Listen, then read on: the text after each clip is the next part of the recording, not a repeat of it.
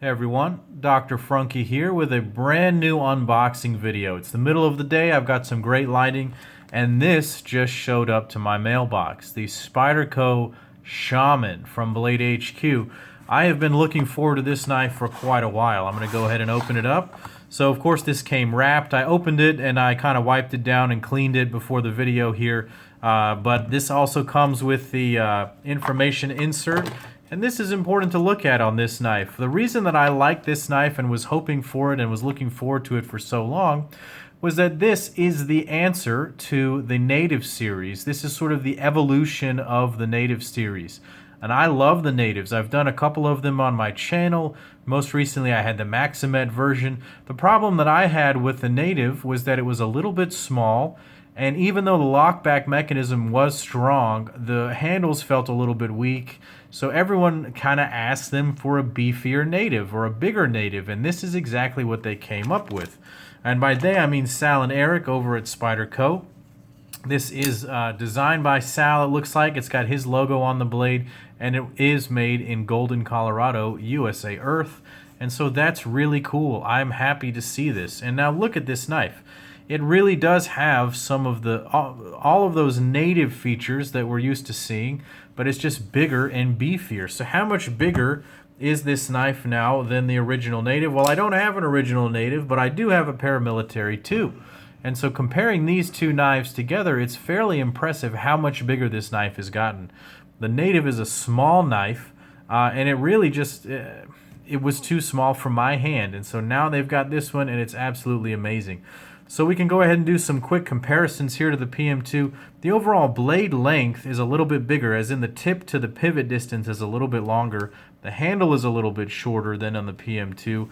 And so you get a slightly more compact in terms of length carrying package, but it's also a little bit more tapered, a little bit more rounded. Now, it is a bit thicker, not really significantly thicker than the PM2, about the same thickness, but it's nice to see this contoured G10. I'd love to see contoured carbon fiber on that knife, but all that makes me think is one day we might see contoured carbon fiber on this knife, and that may be a-okay, especially with a really special steel on the front of it. So speaking of the front of it, let's break this down anatomically. Up front, we've got the leaf-shaped blade here, classic Spyderco shaped blade. With a nice flat grind. It's not a full flat grind technically for the whole blade. It leaves that little bit of spine right there. It allows it to look really strong. It gives it a strong look. It really does. In addition, it's got this stonewash finish. So that strong spine and this finish makes me know that this was intended for use and for heavy use. This is going to hide wear really, really well. That finish is super nice. I've got some little sunlight tracks coming in here to show you the difference in the lighting right here. It comes with a really large spider hole for easy deployment. It's a bit stiff because it's brand new, but it will spider flick for me. It won't really drop shut as of right now, having to kind of push that, but it does open very smoothly. I can tell if I do this a couple hundred times, it's going to just drop shut. It's going to get there eventually. What I did also notice is that I think that there's red Loctite all up inside of this thing. It was really difficult for me to first get the clip off to clean it, and then I tried to loosen the pivot a little bit, and that didn't work at all. So we'll let Shabazz talk about that one too, but that's a little bit annoying for me. I can't get the knife apart. I can't tune it because it's a little bit stiff right now. It did come perfectly centered, so I can't complain about that. Maybe I just need to give it time to break in. And of course, it's got the compression lock. So let's go ahead. We can take a look at the two compression locks here. Very similar in overall profile. They added a little bit of jimping there to the actual compression lock on the Shaman. That's interesting right there. That's the blade coming out the back of the handle right there. That's what you're seeing right there. Maybe I can bring out a couple more knives for a size comparison. I'll leave this guy in the center here. How about my all-time favorite, the 0392? So look at that. I love the 0392 because of its size, and this is going to fit into my hand really, really nicely. How about another beefy knife right here? This is the Jake Hoback Quieback. I have that one here for review. I've got the ZT0606. That's a 4-inch blade now, but look, a 4-inch knife, and Spyderco is keeping up with these big knives. Here's a Michael Ziba double tap S2. Not a lot of these are knives that are commonly referenced knives, but you can see what I'm talking about here. I'll bring out the PM2 again. But just a nice overall size. I really, really like that size. I think this is going to do really, really well. That contour G10 on the handle is absolutely beautiful.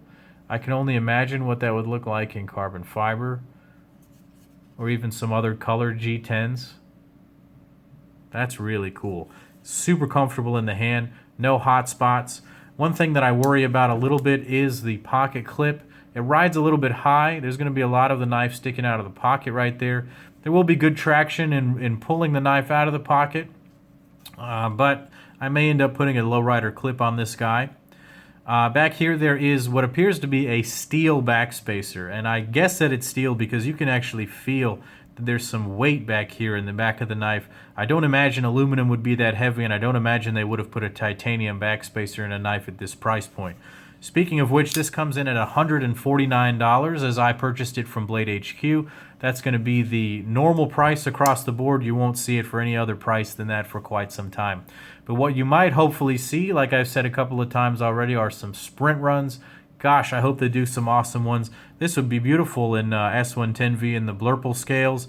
I would love to see it in carbon fiber in S90 or M4. Please, please do this combination on this knife. Yes, please. Absolutely, you should do it, please. Everyone wants that. Thank you. So good. Thank you guys for watching. This is a really special knife, and I think it's going to make for a perfect EDC. I'm really looking forward to seeing how it breaks in. Of course, I'll come back with a final diagnosis for you guys. Tell me what you think of this knife down in the comments below. Are you going to pick one of these up? I really think that you probably should. If you're a Spyderco fan and you have the means, this is going to be a great knife. You're not going to go wrong. It's got the, it's like a Manix mixed with a native, mixed with a Paramilitary 2, and it's got the best of all of those things, and apparently none of the drawbacks right now. We'll see how the steel performs. We'll see how everything holds up, but I'm sure it's going to be just fine. So thank you guys for watching. Click like and subscribe to my channel here. Go over to Instagram and follow me at Dr. Frunkey for some more pictures and videos of this knife. And as always, guys, this is Dr. Frunkey saying, take care.